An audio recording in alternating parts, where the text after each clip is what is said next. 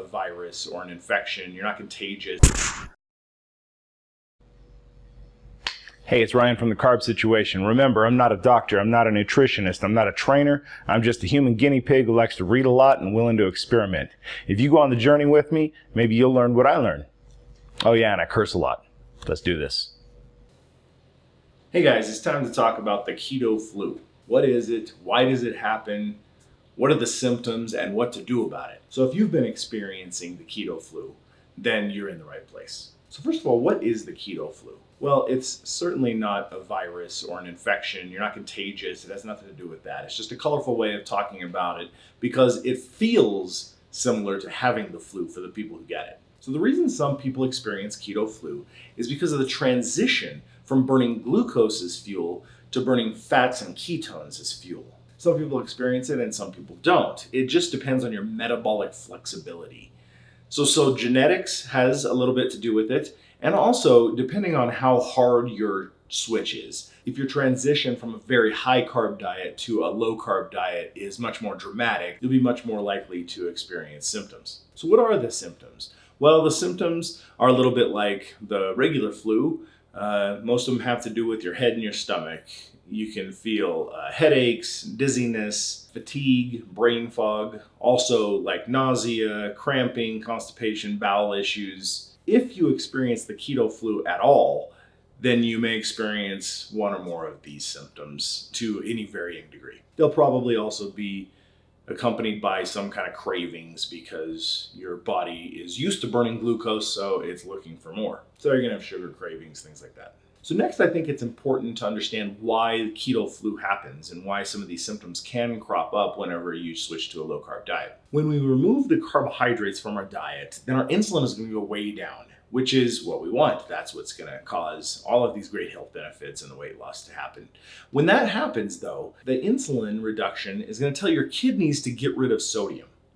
And when the sodium comes out of your body through the urine, it's going to take a lot of water with it. That's where a lot of this weight loss comes from right whenever you start the keto diet. A lot of people in the first 5 days might lose 10 pounds or more because of the water that's leaving their body. Well, that water that leaves your body and creates all this awesome weight loss is also the thing that can throw your system out of whack and give you keto flu symptoms. So let's talk about the solution. The solutions are probably what you think they are. Dehydration is basically the problem here. So drinking 3 to 3.5 liters or 100 to 120 ounces of water per day, and not just the water, but put a pinch of salt in the water, all the way up to 1 to 1.5 teaspoons of salt per day back into your diet while you're drinking your water. This will replenish the sodium that is being flushed out by your kidneys. And at the same time, you're also going to probably be deficient in two other things, which are potassium and magnesium. A lot of times, all it takes is eating some leafy greens like spinach. Also, you can get them from maybe almonds, a lot of broths like chicken broth. And an easy way is just to supplement with them. So you can take magnesium, potassium supplements. But we want to replenish certainly water, sodium, potassium, and magnesium. The next step to relieving keto flu symptoms and getting you on track faster is to make sure you're eating plenty of fat, okay? The keto diet is a very low carb diet, but it's also a very high fat diet. So since your body is trying to transition into burning fats and then making ketones from some of those fats, then we don't want to starve it of that. So make sure you're eating plenty of fats. And more specifically, something called MCT fat. You can even get MCT oil that will help you along much faster. That's often a good supplement to use as well if you're experiencing keto flu symptoms. And this is just until your body is good at turning fat into ketones. Another thing that may help with relieving symptoms is some very light activity. Like let's say whenever you wake up, some light stretching or maybe walking, but you don't want to get too crazy. And last but certainly not least, maybe one of the most important things is sleep. Make sure you're getting plenty of sleep. I'll talk about sleep in a different context in much detail later, but make sure you're getting plenty of sleep. with the blue lights down and dark, and go to bed early enough, get plenty of sleep, and that'll help a lot. The things you don't want to do when you're experiencing keto flu symptoms is you don't want to exercise hard. So just take it easy until your symptoms recede, and then certainly get back to exercising.